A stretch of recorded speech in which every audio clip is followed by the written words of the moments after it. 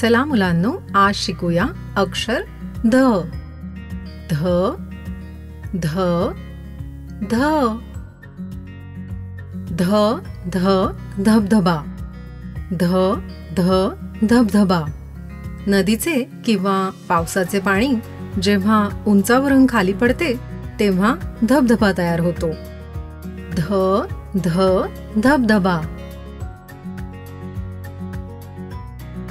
ध ध धनुष्य. ध ध धनुष्य. धनुष्याने नेम धरून बाण मारतात. ध ध धनुष्य. माझ्या बरोबर तुम्ही पण म्हणा, ध ध धनुष्य. ध ध धनुष्य. ध ध धरण.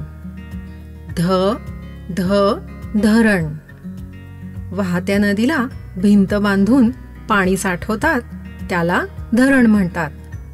ध ध धरण. ध ध धान्य.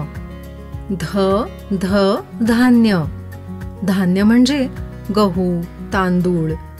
गव्हापासून बनते चपाती. ध ध धान्य.